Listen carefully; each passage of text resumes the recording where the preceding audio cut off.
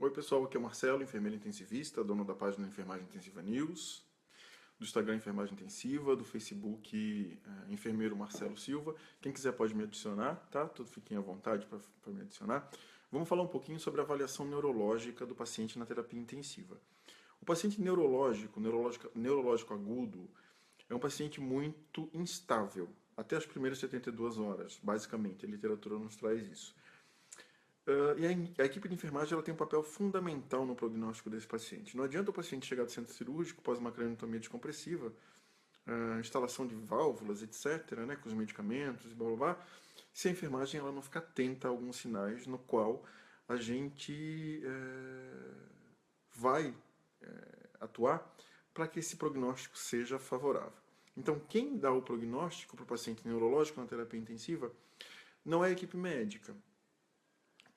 Quem faz a luz do prognóstico é a equipe de enfermagem, porque somos nós que vamos startar todas as alterações agudas e potencialmente deletérias que esse paciente possa vir a apresentar durante a sua estadia na terapia intensiva.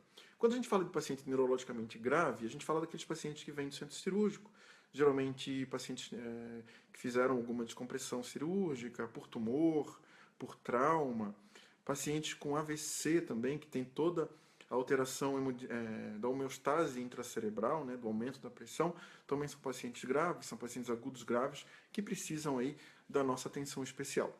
Quando o enfermeiro senta para fazer o plano de cuidados desse paciente, o enfermeiro intensivista ele tem que ter três pilares para poder fazer a prescrição de enfermagem. Ele tem que se basear em três pilares. Quais são? A avaliação pupilar do paciente, os sinais clínicos da hipertensão intracraniana e o repouso neurológico. Tá? O repouso neurológico ele se faz necessário para que a gente não tenha o aumento da pressão intracraniana. Então a gente opta muitas vezes para fazer o repouso neurológico por sedação, as sedações contínuas. Tá? Não vou entrar aqui no mérito da questão, que tipo de medicação é usado, mas basicamente a gente consegue o repouso neurológico com sedação e evitando alguns procedimentos que façam com que o paciente tenha estímulo, como, por exemplo, o estímulo da tosse, e que aumente a pressão intracraniana. Para fazer um manejo efetivo da sedação, a gente utiliza algumas escalas. É errado você falar que paciente intubado e sedado, você vai fazer a escala de Glasgow. Agora passa um homenzinho falando aí do homenzinho aí do segurança. Já foi. Então é muito errado você falar que paciente que está com sedação, você vai fazer a escala de Glasgow. Glasgow não se usa para paciente com sedação. Você pode usar a escala de Haas, a escala de Hansen, tá? Então, dependendo da instituição, você utiliza essas duas escalas. Tem mais algumas, mas são as principais. E através dessas escalas você avalia realmente a efetividade da sua sedação, tá? Se o paciente está mais sedado, está com uma sedação mais profunda, mais leve, e obviamente correlacionando isso com os sinais aí de hipertensão intracraniana. Então, o primeiro pilar do plano de cuidados do enfermeiro é fazer a avaliação, fazer um manejo, um repouso neurológico efetivo. Beleza? O segundo é a avaliação pupilar. A pupila ela reflete diretamente a nossa pressão intracraniana. Pacientes midriáticos, com certeza, estão desenvolvendo herniação de tronco por aumento da pressão intracraniana na grande maioria das vezes. Então, o paciente neurológico na terapia intensiva, a avaliação pupilar ela é crucial, não tem como fugir disso. Como que a gente faz essa avaliação pupilar? Você vai determinar de quanto em quanto tempo. Né? Nos mais agudos, a cada 15 minutos. É intensivo mesmo, tem que fazer isso. A cada 20 minutos. Porque, de repente, você avaliou o padrão pupilar. E se você não está antenado no que está acontecendo no monitor, o paciente faz midríase e você nem observa. A midríase está muito relacionada à alteração de monitor cardíaco, tá? Que seria aí o terceiro pilar, que são sinais clínicos da pressão intracraniana. Quais são eles? A gente tem a tríade de Cushing, né?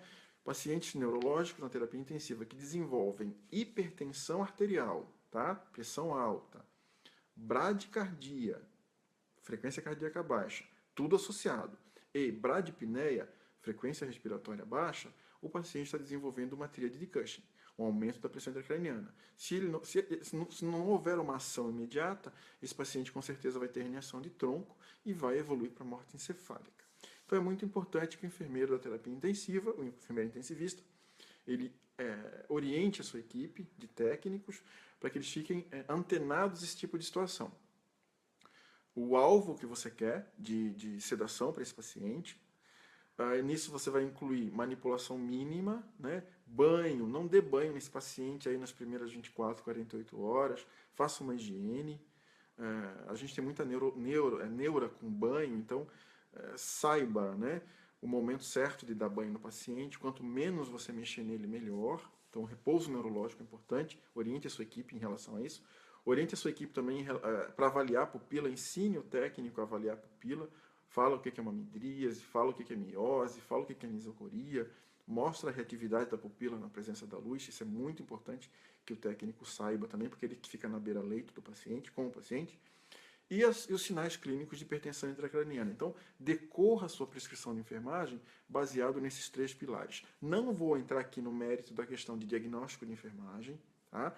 Eu entro aqui no mérito das metas que devem ser atingidas para esse paciente nas primeiras 72 horas, que são metas cruciais aí para o nosso bom prognóstico. Tá bom?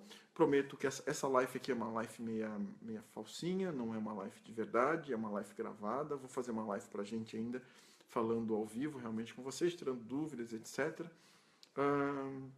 Espero que vocês tenham gostado do vídeo. Eu tive que refazer ele, porque aconteceu um probleminha. Esse aqui é um vídeo falando já, eu já tinha falado desse tema anterior, mas eu tive que dar uma corrigida, porque eu falo muito rápido, eu acabo falando coisa que não deve, então eu tenho esse problema. Às vezes eu penso mais rápido do que eu falo. Aí eu tive que refazer. Tenham todos aí uma ótima noite e até o próximo vídeo.